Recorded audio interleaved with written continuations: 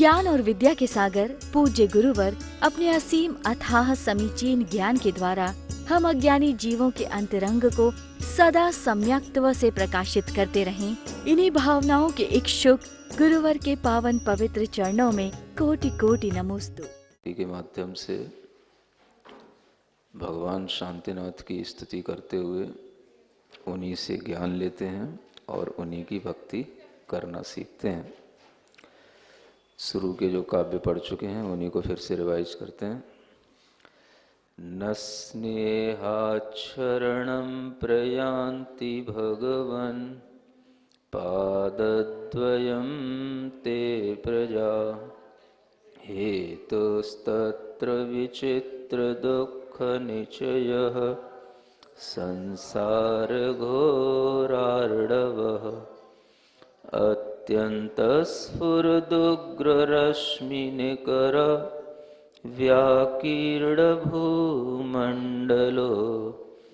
ग्रैष्मः कारयतीन्दुपादसलिल छायानुरागं रविः क्रुद्धाशीर्विशदष्टदुर्जयविष ज्वालावली विक्रमो विद्याभेषजमन्त्रतोयहवनैर्याति प्रशान्तिं यथा तद्वत्ते चरणारुणाम्बुजयुगस्तोत्रोन्मुखानां नृणां विघ्नाः कायविनायकाश्च सहसा शाम्यन्त्यहो विस्मयः सन्तप्तोत्तमकाञ्चनक्षितिधर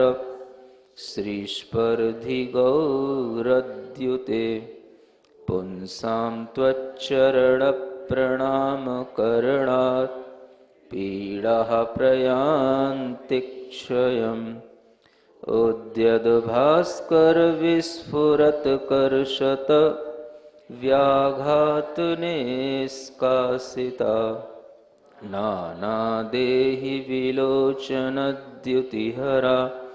शीघ्रं यथा शर्वरी त्रैलोक्येश्वरभङ्गलब्धविजया दत्यन्तरौद्रात्मकान् नानाजन्मशतान्तरेषु पुरतो जीवस्य संसारिणः को वा प्रस्खलतीह केन विधिना कालोऽग्रदावानलान्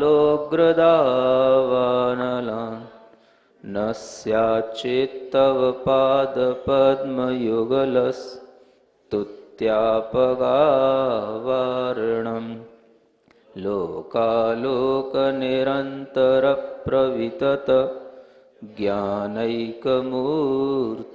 विभो नानारत्नपिनद्धदण्डरुचिर श्वेतातपत्रत्रय त्वत्पादद्वयपूतगीतरवतः शीघ्रं द्रवन्त्या मया दर्पाद्मातमृगेन्द्रभीमनिनदात् वन्या यथा कुञ्जरा दिव्यस्त्रीनयनाभिरामविपुल श्रीमेरुचूडामणे भास्वदबालदिवाकरद्युतिहर प्राणिष्टभामण्डल अव्याबाधमचिन्त्य सारमतुलं त्यक्तोपमं शाश्वतं सौख्यं त्वच्चरणारविन्दयुगलस्तुत्यैव सम्प्राप्यते यावन्नोदयते प्रभापरिकरः श्रीभास्करो भासयन्स् तावद्धारयतीह पङ्कजवनं निद्रातिभारश्रमं यावत्त्वच्चरणद्वयस्य भगवन् न स्यात् प्रसादोदयस् तावज्जीवनिकाय एष वहते प्रायेण पापं महत् शान्तिं शान्तिजिनेन्द्र शान्तमनसस्त्वत्पादपद्माश्रयात् सम्प्राप्ताः पृथिवीतलेषु बहवः शान्त्यर्थिनः प्राणिनः कारुण्यान्मम भाक्तिकस्य च विभो दृष्टिं प्रसन्नां कुरु त्वत्पादद्वयदैवतस्य गदतः शान्त्यष्टकं भक्तितः। इति श्री शांतिनाथ जिनेन्द्राय नमो नमः। यह जो शांत्यष्टक है सभी लोगों को याद करने योग्य है, प्रतिदिन पढ़ने योग्य है। और इस शांति अष्टक के माध्यम से आचार्य पूज्यपाद महाराज ने जो शांतिनाथ भगवान की भक्ति की है उसका अर्थ अगर हम थोड़ा सा ध्यान में रख करके इसका स्तवन करते हैं, पाठ करते हैं, तो वह हमारे भावों को बहुत विशुद्ध बनाने में काम आता है। काव्य नंबर 5 का अर्थ बता रहा था। कल आपको एक लाइन का अर्थ बताया था, लोकालोक निरंतर प्रवितत ज्ञानैक मूर्ते विभो। जो भगवान हैं उन्हें हम विभु कहते हैं, और जो विभु होते हैं वह सर्वसमर्थ होते हैं। विभु का मतलब सर्वसमर्थ होना, और जो सभी कार्यों में समर्थ होते हुए भी उनका कार्य जो मुख्य रहता है वह केवल ज्ञान के माध्यम से जानने का काम मुख्य रहता है। कल आप लोगों को बहुत देर तक अच्छे ढंग से बताया था कि भगवान का काम सिर्फ ज्ञान के माध्यम से जानना होता है।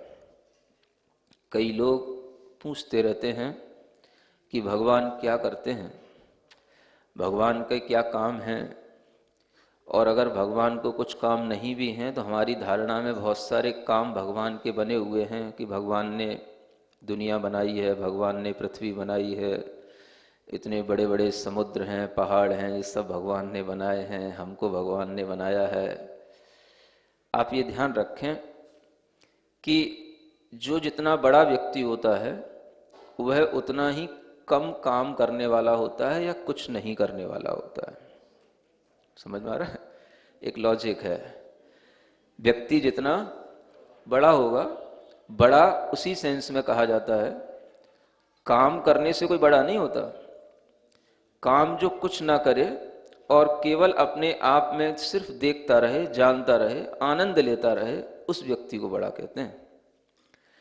बड़ा व्यक्ति अगर हम भगवान को बड़ा मानते हैं तो आपको ये भी ध्यान रखना ही होगा कि अगर भगवान भी दुनिया का काम करने लग गए तो भगवान तो सबसे छोटा हो गया, भगवान तो नौकर हो गया फिर हमारा। क्योंकि कर्म हम कर रहे हैं और कर्म का फल वो देगा। तो कर्म हम करें और कर्म का फल वो दे, तो हम बड़े हुए कि वो बड़ा हुआ? फिर तो हम बड़े हो गए, भगवान तो छोटा हो गया। भगवान को नौकर बना रखा है लोगों ने। भगवान को दुनिया में इसी रूप में माना जाता है कि भगवान ये कर रहा है, भगवान वो कर रहा है। अगर भगवान करके खुश हो रहा है तो वो कभी भगवान हो नहीं सकता है। अच्छे व्यक्ति जो होते हैं, जो आत्माएं सुख संपन्न होती हैं, जो आत्माएं अपने आप में संतुष्ट होती हैं, वो बहुत कम करती हैं। करना नहीं होता उन्हें सिर्फ वाच करना होता है। They only observe the things. वो केवल चीजों को सिर्फ ऑब्जर्व करते हैं।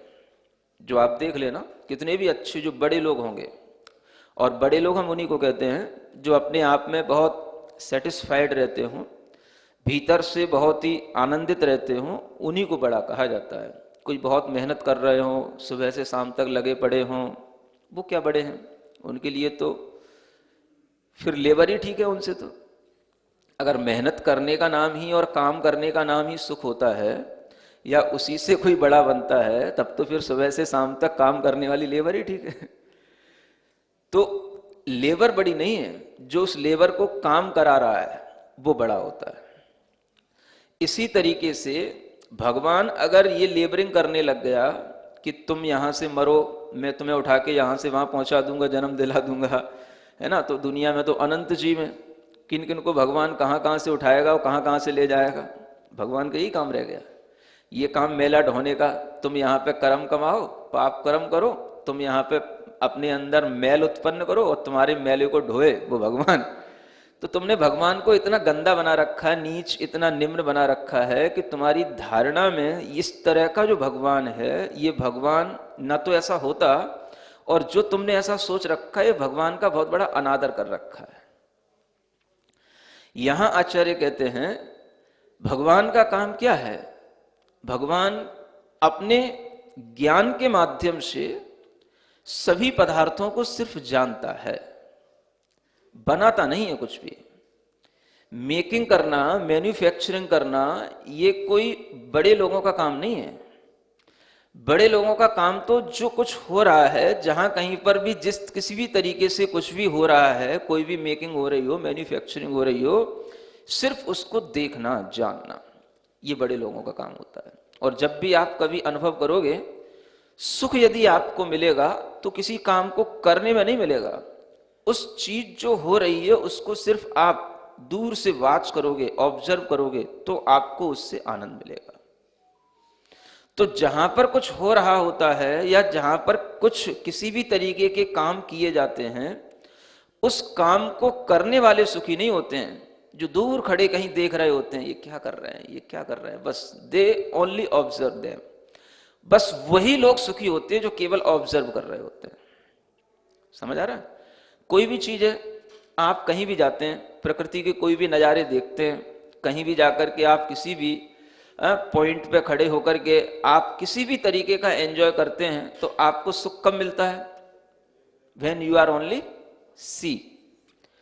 जब आप केवल उसको देख रहे हो, हाँ देखो क्या वादियां हैं, क्या पहाड़ हैं, क्या बर्फ है, क्या हिमालय की घाटियां हैं, क्या हवाएं हैं, क्या ग्रीनरी है, जब आप केवल देख रहे होगे, जो ग्रीनरी तैयार कर रहा है, जो वहां पर उसको मैनेज कर रहा है, जो किसी भी तरीके से कुछ बना रहा है, वो सुखी है। सुखी वो नहीं होता। बड़ा आदमी सुखी होता है, और बड़ा उसी को बोला जाता है जो करता कुछ नहीं है, सिर्फ देखता है और जानता है। ये क्वालिटी आपके अंदर आ जानी चाहिए कि अगर भगवान बनते हैं और भगवान स्वयं बनकर के इस तरह से अपने में आनंद लेते हैं, तो उन भगवान का काम क्या है? ये काम भगवान का अगर आपको ध्यान में रहेगा कि भगवान का काम केवल दुनिया को जानना और देखना है, और ये कोई काम नहीं है। ये काम कह देंगे तो फिर वो उनके लिए नौकरी हो जाएगी। काम का मतलब तो क्या हो गया? जॉब हो गया, कोई नौकरी हो गई। तो भगवान किसी की जॉब नहीं कर रहा है। भगवान ने कोई आफत पैदा नहीं कर ली दुनिया बना के, कि पहले तो दुनिया बना ली और फिर दुनिया में यहाँ के जीवों को वहां पटकना, वहां के जीवों को यहाँ पटकना, तुमने कौन से पुण्य किए, तो हमने कौन से पाप किए, यही लेखा जोखा रखता हुआ मुनीमगिरी करता रहेगा भगवान। तो फिर भगवान काय करा फिर वो? है? एक सोचने की बात है। आज के बच्चों के लिए विशेष रूप से चीजें ध्यान देनी चाहिए। ये हमारे अंदर एक रॉन्ग कॉन्सेप्शन बैठा हुआ है, जिसके कारण से हमारा जो बिलीव है अबाउट टू गॉड ऑलवेज हमारे अंदर ये रॉन्ग बिलीव के रूप में ही रहता है। और जब तक हम इसको सही नहीं बनाएंगे, तब तक आपको कभी भी भगवान के बारे में सही नॉलेज, सही विश्वास होगा नहीं। और जब भगवान के बारे में विश्वास नहीं होगा, तो हम आपको इतनी स्तुतियां पढ़ा देंगे, आपके अंदर विश्वास तो उल्टा पड़ा है, और आप पढ़ रहे हो शांतिनाथ भगवान की स्तुति, मिलेगा क्या आपको? जो चीज हमारे विश्वास में है, हम उसको उसी रूप में देख रहे हैं। तो अगर आप शांतिनाथ भगवान की भी स्तुति कर रहे हो या वर्धमान भगवान की स्तुति कर रहे हो, तो भगवान तो आप उसी रूप में मान रहे हो। भगवान क्या करता है? भगवान क्या करता है? जो दूसरों को बनाता हो, दूसरों को मिटाता हो, दूसरों का ख्याल रखता हो, दूसरों से खुश होता हो, दूसरों की पूजा में प्रसन्न होता हो, दूसरों को अभिशप्त कर देता हो, किसी को नरक से निकाल के स्वर्ग पहुंचाता हो, किसी को स्वर्ग से निकाल के नरक में डालता हो। ये सब भगवान के बारे में जो हमने थिंकिंग सोच रखी हैं, ये सब हमने इतनी उल्टी बुद्धि अपने अंदर बना रखी है कि अगर हम जैन होकर के भी कभी ये तीर्थंकरों की स्तुति भी करें और अंदर ये उल्टा विश्वास रखें तो आपको इस स्तुति से कभी फायदा मिलने वाला नहीं, क्योंकि भीतर तो सब क्या पड़ा है, सब कचड़ा पड़ा है, सब बिल्कुल रॉन्ग बिलीव के साथ में सारा का सारा मिसकॉन्सेप्शन हो रहा है, सब कुछ गलत धारणाएं पड़ी हुई हैं। अब उसके साथ में अगर तुम अच्छी किसी भी स्तुति को भी सामने ले आओगे और कोई स्तुत्य यानी जो स्तुति के योग्य हमारे जो भगवान हैं उनको भी सामने ले आओगे तो भी आपको उससे कोई लाभ तो होनेगा ही नहीं, क्योंकि जब तक आपका ज्ञान और विश्वास ही गलत है तो आपकी भक्ति सही कैसे हो सकती है। तो भक्ति को सही करने के लिए अपना ज्ञान और विश्वास बिल्कुल एप्रोप्रिएट होना चाहिए। हमें पता होना चाहिए कि अगर भगवान है तो भगवान का काम only to know, only to see. क्या काम है भगवान का? ये काम होता है।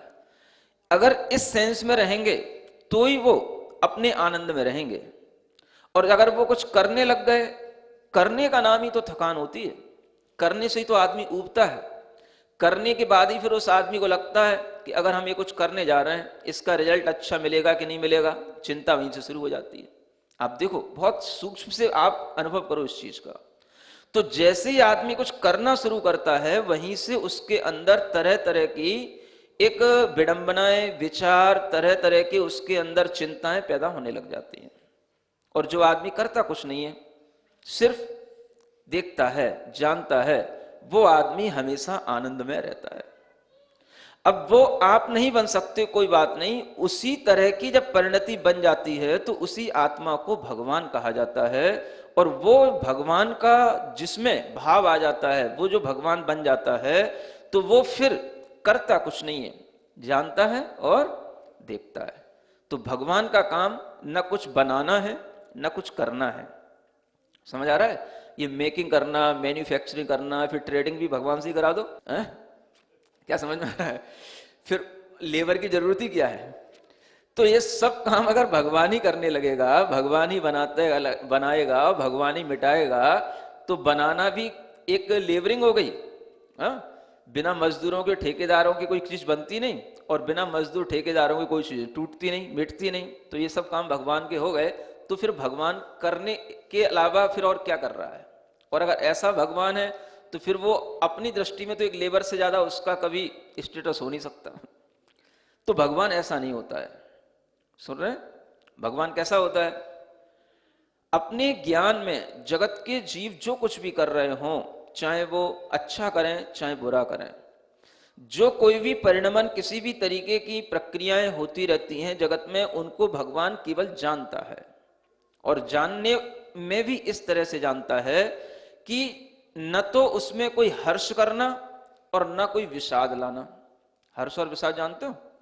हर्ष माने कुछ अच्छा हो जाए तो खुश हो गए, और कुछ बुरा हो गया तो एकदम से डाउन हो गए। ये सब चीजें, ये फीलिंग तो एक कॉमन मैन की होती हैं, गॉड की कैसे हो जाएंगी? भगवान के अंदर अगर ये हर्ष और विषाद होने लगा तो फिर भगवान ही काय का रहा? फिर हम में उस भगवान में अंतर ही क्या रहा? जब हम कोई चीज करने बैठेंगे तो या तो वो चीजें अच्छी होंगी या वो चीजें खराब होंगी। अच्छी होंगी तो हम खुश होंगे, बुरी होंगी तो हम दुखी होंगे। और अगर इस तरीके से कुछ भी हो रहा है तो फिर हम सहज अपने स्वभाव में कहां रहे? उससे तो पहले अच्छे थे जब हम कुछ नहीं कर रहे थे। करके तो हमने कुछ आफत और मोल ले ली, एक चिंता पैदा कर ली, और फिर उसके रिजल्ट से हमारे अंदर हर्ष या विषाद पैदा हो रहा है, तो ये हमने उसके बाद में और एक अपना अंदर दुख पैदा कर लिया। तो आदमी के अंदर सुख कब होता है? सुख की फीलिंग कब आती है? जब वो कुछ नहीं करता। ये बातें तुम्हारे दिमाग में तब बैठेंगी जब तुम कुछ नहीं करने के लिए कभी सामायिक करो, कभी मेडिटेशन करो, तब तुमको ये अनुभूति आएंगी कि कुछ नहीं करने में बहुत आनंद होता है। समझ में आ रहा है? जब हम करते रहते हैं जॉब, तो हम भी भगवान को जॉब ही कराते रहते हैं, और हम भी भगवान से अपनी जॉब ही लगवाते रहते हैं, भगवान मेरी भी जॉब लगा देना, मेरी भी जॉब लगा देना। तो हमें बस जॉब के अलावा कुछ दिखता नहीं, क्योंकि जिसके दिमाग में जो होता है वह उसी रूप में दुनिया को देखता है, उसी रूप में भगवान को देखता है। तो जब तक हम भगवान को ऐसा मानेंगे तब तक हम भगवान की स्तुति कैसे करेंगे अच्छी सी? तो यहां भगवान के लिए क्या कहा जा रहा है? भगवान केवल लोक अलोक को जानते हैं, देखते हैं, बनाते नहीं है। बनाता कोई किसी को नहीं है। हर चीजें स्वयं अपने कारणों से खुद बनती हैं और हर चीजों के बनने के अपने अपने कारण होते हैं। वो कारण उन चीजों के बनने के लिए स्वयं उन्हें उपलब्ध होते हैं, क्योंकि उन जो चीजें बन रही हैं उनकी शक्तियां उन वस्तुओं के अंदर पड़ी रहती हैं।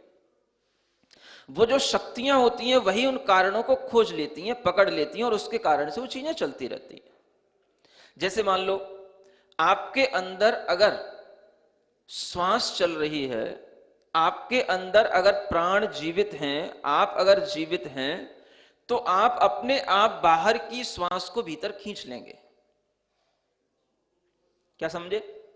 क्योंकि आपके पास में जब तक शक्ति है जीने की, भीतर जब तक आपके अंदर जीवत्व शक्ति है, जो आत्मा है, उसके कारण से जब तक आपके अंदर जीवत्व शक्ति है तो आपके लिए प्राण खींचने की शक्ति अपने आप बनी हुई है। आप कहीं भी होंगे, श्वास को आप खींच लेंगे, हवा आपके अंदर पहुंच जाएगी। चाहे आप सो भी रहे हो, चाहे आप बेहोश भी हो, चाहे आप किसी भी तरह के कितने भी काम में कितनी व्यस्त हो, आप उस शक्ति को खींच लेंगे। ये हर चीज अपनी शक्तियों से खुद अपने आसपास की चीजों को खुद बना लेती है। ये एक उदाहरण इसलिए दिया जा रहा है ताकि आपको समझ में आए कि दुनिया में हर कोई पदार्थ, चाहे वो अजीब हो या जीव हो, कोई भी तरीके का पदार्थ हो, वो पदार्थ में बनने की शक्ति होती है, तो वो बनने की शक्ति के कारण से बन जाता है। बनाने के लिए हेल्प करने वाला कोई भी हो सकता है, लेकिन बनता तो हर पदार्थ अपनी शक्ति से ही है। समझ आ रहा? जैसे मान लो एक कागज है, तो एक कागज है तो एक कागज के रूप में जो चीजें बन सकती हैं उनको हम किसी भी रूप में ढाल करके इस कागज को बना सकते हैं। हम इस कागज को लोहा नहीं बना सकते हैं, हम इस कागज को कोई लकड़ी नहीं बना सकते हैं, लेकिन हम इस कागज के रूप में ढलने वाली जो चीजें हैं उन चीजों को हम बना सकते हैं। और धीरे धीरे अगर हम इस कागज को भी कठोर बना लें तो लकड़ी तक ले जा सकते हैं, लेकिन पत्थर नहीं बना सकते। इस कागज में जितनी शक्ति है बनने की वो उतनी बनेगी, बस बनाने वाला कोई हेल्प उसके लिए मिल जाए, हेल्पर, तो वो उसके लिए बना देगा। तो बनाने वाला हेल्पर कहलाता है, वो उसका कोई मालिक नहीं हो गया बनाने वाला। चीजें स्वयं बन रही हैं, बनती हैं, और उन बनने वाली चीजों में जो चीजें स्वयं उसके साथ में मिलती चली जाती हैं, जुड़ती चली जाती हैं, वह सब उसकी हेल्प करती चली जाती हैं। समुद्र है, कोई पानी डाला गया कहीं से ला करके, पहले खोदा गया हो समुद्र, फिर कहीं से ला करके पानी भरा गया हो, भाई समुद्र बन गया, ऐसा होता है? नहीं होता है। सब चीजें जो वास्तव में बनी हुई होती हैं, और जो चीजें अगर बनी हुई हैं और मिटे नहीं, तो वो हमेशा बनी रहने वाली चीजें कहलाती हैं। पर्वत हैं, भगवान खोद खोद की मिट्टी खोद खोद के पर्वत बनाता है क्या? हिमालय की चोटियां, एवरेस्ट की चोटियां भगवान बनाता रहा, ढोता रहा क्या? क्या करता रहा? एक भगवान क्या कर लेगा? और भगवान का ये काम है तो ये लेबरिंग का काम है कि भगवान का काम है? एक सोचने की बात है। अगर भगवान इस तरीके की कोई भी चीजें बनाने का अपने ऊपर स्वामित्व लेता है तो भगवान हो ही नहीं सकता। और हम उसको अगर ऐसा स्वामित्व दे देते, भाई तू भगवान है इसलिए तुमने ऐसे बनाया है, तो ये हमारी गलती है। लेकिन भगवान ऐसा कुछ करता ही नहीं है। समझ में आ रहा है? जब तक चीजें बन रही हैं अपने आप बनती हैं। अब पानी है तो पानी अपने अनुसार भाप बनेगा, जब गर्मी पड़ेगी भाप बनेगा, भाप बनेगा बादल में परिवर्तित हो जाएगा, बादलों में परिवर्तित हो जाएगा, तो गर्मी के बाद में वो बादल, हवाएं चलेंगी, अपने आप बादल मिलेंगे, उनका घर्षण होगा, वहां से फिर उनमें जो पानी भरा हुआ है वो पानी फिर से बरसेगा। सब चीजें अपने आप होती हैं। अब ये सब भगवान कर रहा है क्या? ये तो फिर वही चुटकुले वाली बात हो गई कि जैसे भगवान वर्षा कर रहा था और बरसात करने से पहले बिजली चमकती है ना, तो किसी ने पूछा भाई ये बरसात से पहले बिजली क्यों चमकती है? तो भगवान टॉर्च लेके देखता है कि पानी कहाँ गिराना है। समझ आ रहा है ना? तो ऐसे अगर चुटकुले बनाने हो तो भगवान के, तो कोई बात नहीं है। है ना? लेकिन ये सब चीजें स्वतः होती हैं। दुनिया में हर कार्य अपने कारणों से होता है। साइंस ये है, समझ आ रहा है? Cause and effect. हर कोई अच्छे से अच्छा साइंटिस्ट होता है वो इसी साइंस को मानता है। और जितना भी साइंस है वो सारा का सारा जो भी आपका मॉडर्न साइंस है ये सब जैन साइंस से बहुत ही कनेक्टेड है। क्योंकि जैन साइंस भी यही कहता है हर चीजें स्वयं अपने कारणों से बनती हैं, और साइंस भी यही कहता है हर चीजों के बनने का कारण है। साइंस भी नहीं मानता कि कोई भगवान ने किसका क्रिएशन किया है, कुछ है, साइंस नहीं मानता। ये तो सब आजकल के अनपढ़ लोग हैं वो मानते हैं। बड़े साइंटिस्टों ने किसी ने कुछ नहीं कहा, कोई मानते ही नहीं कि ये कोई भगवान ने बनाई हुई चीजें हैं। लेकिन ये हमारे दिमाग में जो ये रॉन्ग बिलीफ बना रहता है उसके कारण से हम अपने ज्ञान को उसी ओर ले जाते हैं। तो हमें अपने ज्ञान को सुधारना है, हमें अपने विश्वास को सही बनाना है, और इस तरह का विश्वास बनाना है कि भगवान अगर संसार से ऊपर उठा है, भगवान संसार के सुख दुख से ऊपर उठा है, तो अब वो भगवान संसार के सुख दुख से ऊपर उठने के बाद में संसार के सुख दुख में क्यों आनंद मानेगा? फिर वो संसार के कामों में क्यों लगेगा? वो तो संसार से ऊपर उठ गया। तो हम उस भगवान को मानते हैं जो संसार से ऊपर उठ गया हो, संसार के झंझटों से इसे कोई मतलब नहीं रहा। एक सामान्य व्यक्ति भी जीवन में चाहता है कि हम अपने घर परिवार के झंझटों से थोड़ा ऊपर उठ करके जिए। और ऐसा व्यक्ति जब ऊपर उठ करके जीता है तो क्या करता है? जिस समय जीता है तो वो क्या करता है? भाई मुझे जो करना था वो मैं कर चुका, अब मुझे घर परिवार के कोई भी काम ना मुझे बताना, ना कोई जानकारी देना, ना कोई भी तरीके का लॉस हो, कोई भी तरीके के हमारे लिए चाहे भले लाभ भी हो जाए तो हमें कुछ बताने का नहीं, हमें उससे कोई मतलब नहीं। ऐसे लोग होते हैं। तो उन लोगों के माध्यम से जब इस तरीके से अपना लेवल बढ़ा लिया जाता है तो आप सोचें कि भगवान तो उनसे भी ऊपर उठा हुआ होगा, तभी तो भगवान बना है, संसार के सब झंझटों से मुक्त होना। साधु भी किस लिए बनाया जाता है, किस लिए बनता है? जब साधु को भी संसार की चीजों से मतलब नहीं होता, संसार के सुख दुखों से ऊपर उठा हुआ होता है, तो भगवान तो उससे भी बड़ा होता है कि नहीं होता? वही तो साधु होता है जो इस तरीके की अभ्यास करते हुए वही साधु साधना कर रहा है, किसके लिए? भगवान बनने के लिए। और फिर भगवान बनने के बाद में फिर तुमको यहां से वहां उठापटक करे तो ऐसी उठापटक तो फिर यहीं पे बैठे करते रहो, घर में बैठ के करते रहो तो अच्छा है। समझ आ रहा है? तो तुमने भगवान को बहुत बुरा बना रखा है। भगवान का स्टेटस थोड़ा सा दिमाग में बढ़ाओ, भगवान का लेवल थोड़ा बढ़ाओ, और वो तुम्हारे दिमाग में लेवल तब बढ़ेगा जब तुम्हारे अंदर सही नॉलेज आएगी भगवान की, है ना? तो भगवान क्या करता है? भगवान न नदी नाले पहाड़ सागर आकाश चांद सितारे ये भगवान बना रहा है, बनाता है, या ये सब चीजें अपने आप बनी हुई हैं? जो चीजें बनी हुई रहती हैं वो एक तरीके से हमेशा बनी रहती हैं और एक तरीके से हमेशा चलती रहती हैं, और जो चीजें बनाई जाती हैं वो चीजें कभी भी टूट जाती हैं, मिट जाती हैं। समझ आ रहा है? हम कोई भी चीज बनाते हैं, मोबाइल बनाया आपने, कोई भी घर बनाया, मिट जाएगा, टूट जाएगा। लेकिन जो चीजें हमेशा बनी हुई हैं वो इसलिए हमेशा बनी हुई हैं क्योंकि उन्हें किसी ने बनाया नहीं। तुम यहां रहो या ना रहो, सूर्य प्रतिदिन इसी तरीके से आएगा, इसी तरीके से जाएगा। प्रतिदिन प्रति रात में चंद्रमा इसी तरीके से आएगा, इसी तरीके से जाएगा। तुम चाहे उसको जानो या ना जानो, तुम उसको देखो या ना देखो, तुम उसको समझो या ना समझो, लेकिन सूर्य का काम, चंद्रमा का काम, समुद्र का काम, पहाड़ों का काम, हवा का काम, जल का काम जो चल रहा है वो चलता रहेगा, ऐसे ही चलेगा।